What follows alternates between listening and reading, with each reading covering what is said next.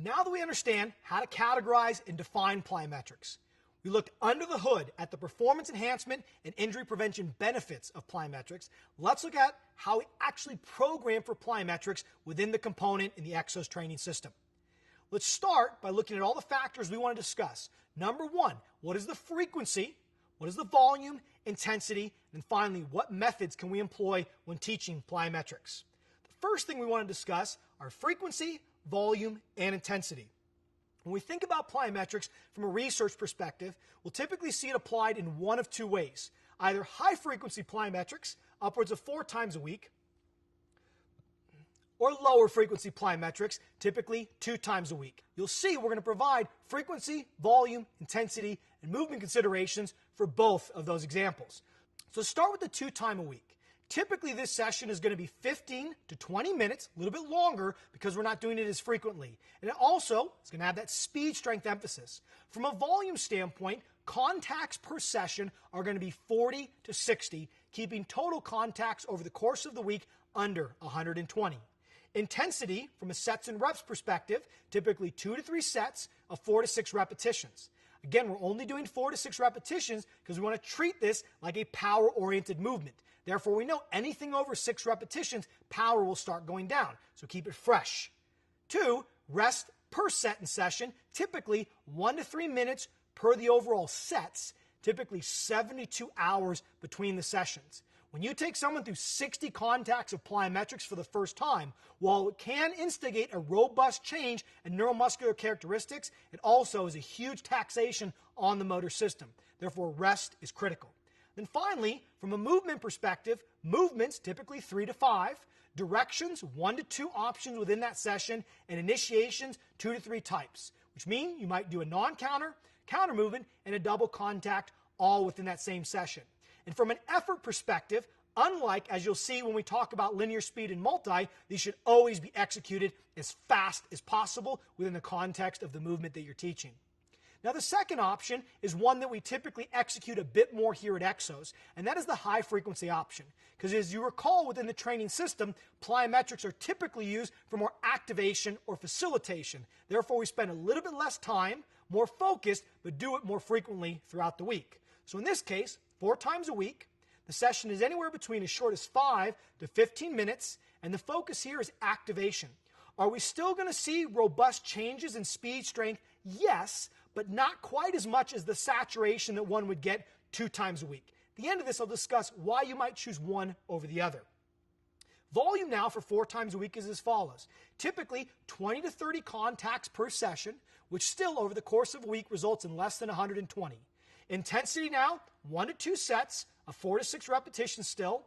Again, we want 1 to 2 minutes between those sets and typically 24 hours between those sessions. We're doing them every day, so the volume allows us to do them in such a way that we can get that 4 times a week session structure.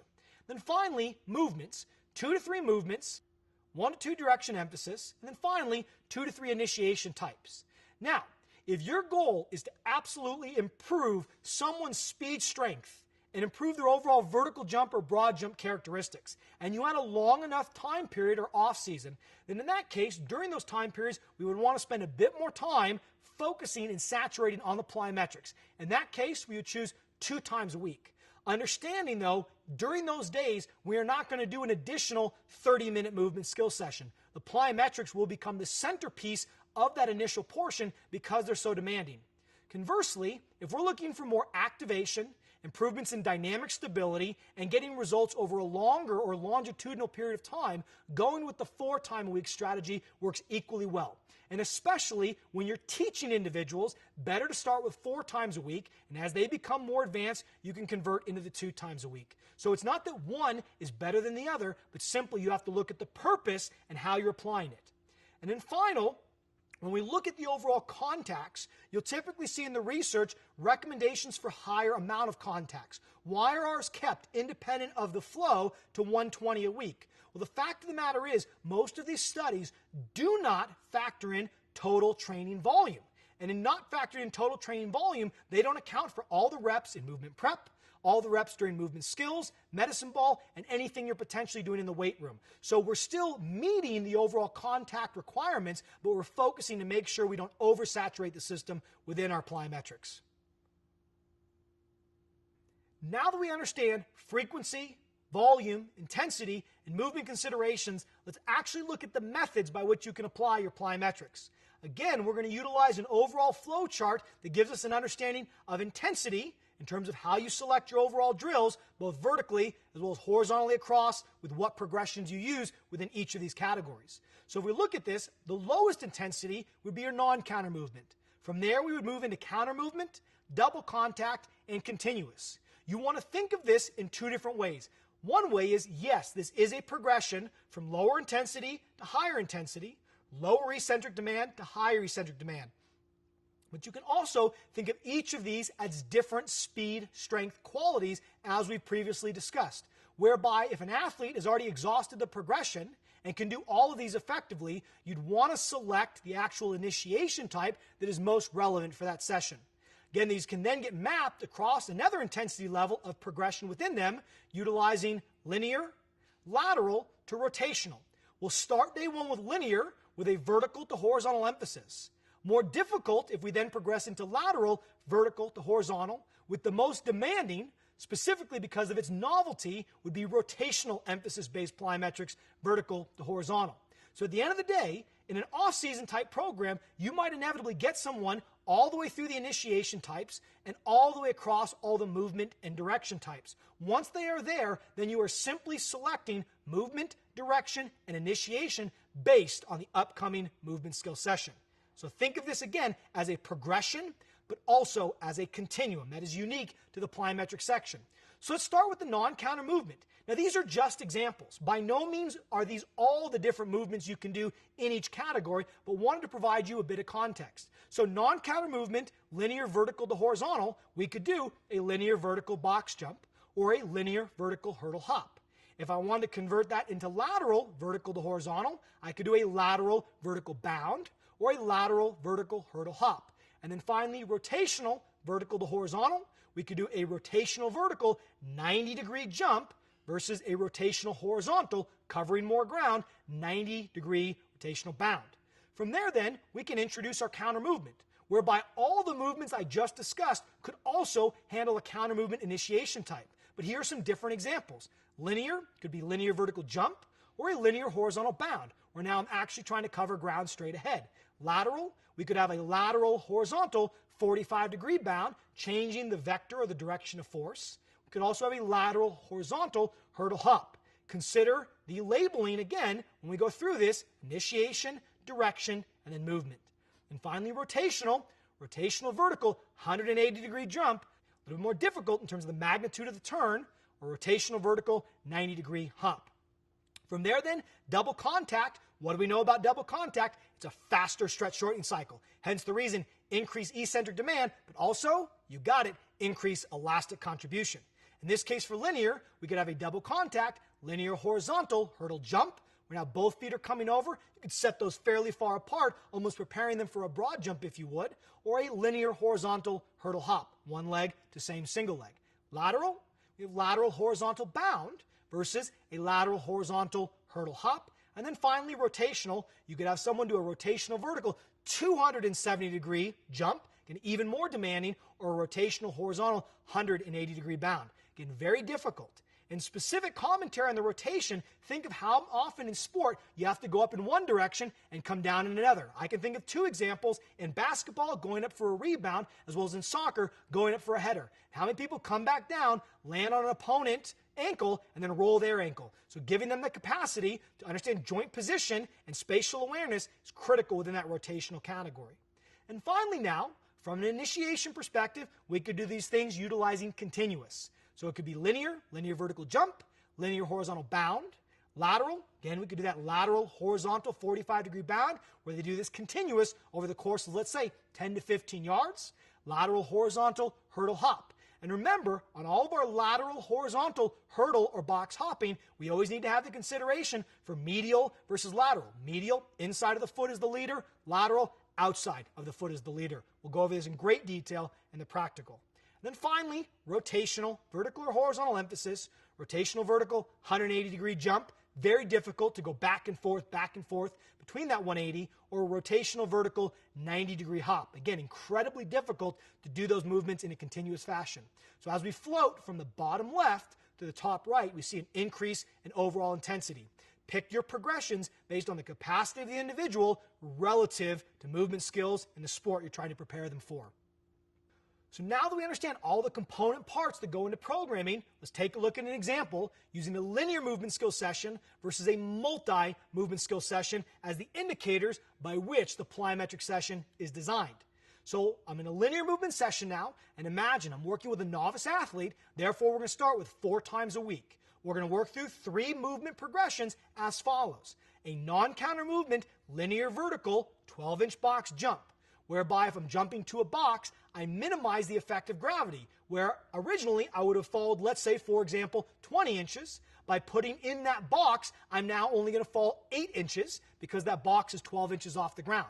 So introducing that box allows for better landing and decreasing overall eccentric demand, great for a novice.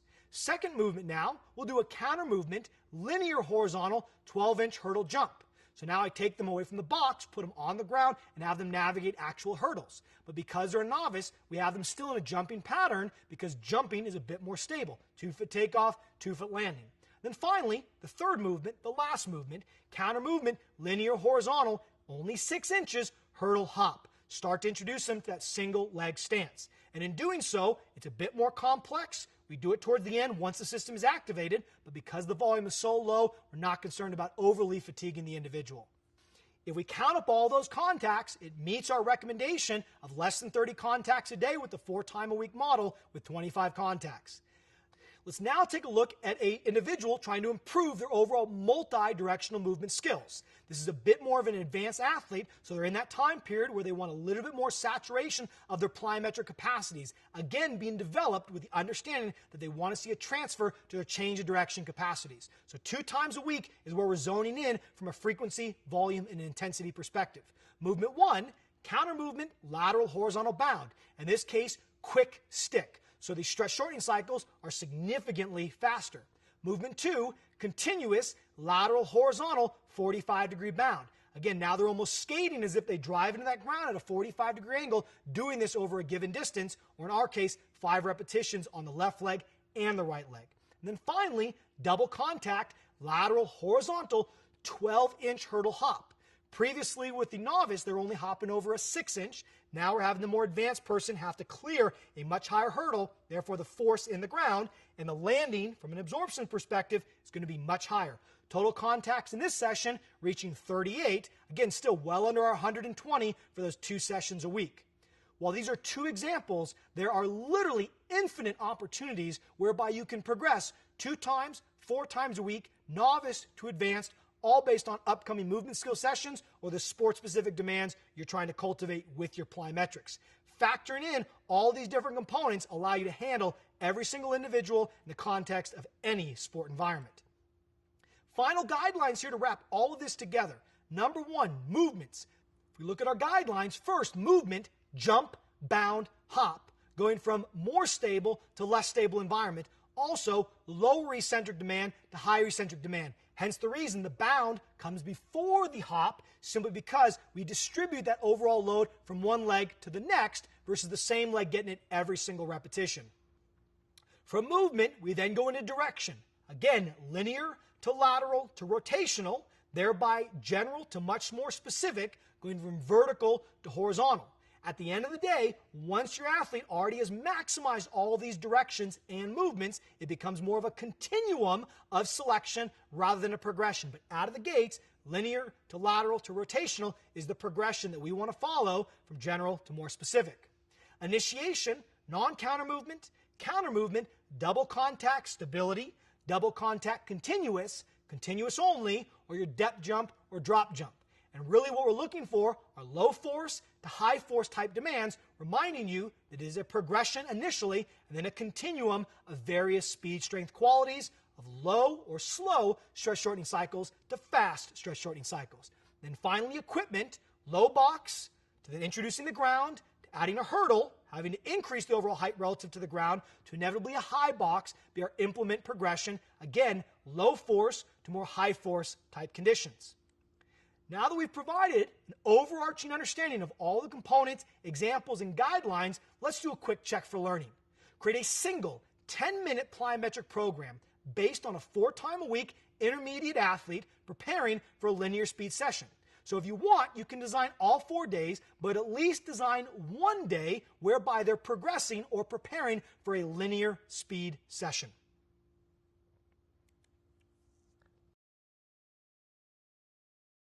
In this final section, let's provide some critical conclusions to wrap up our plyometric presentation. Number 1, movement. Movements are selected based on the level of the athlete, 2-leg to 1-leg as example, and the specific movement characteristics in need of development, i.e. movement skills or sport. So always factor in what are the individual limitations of the athlete, but also what are they preparing for? Is it activation for movement skills, or is it more speed strength development for specific qualities in sport and life? Number 2, direction.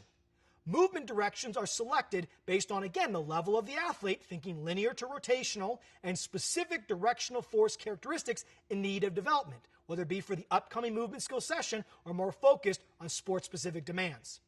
Then finally, initiation.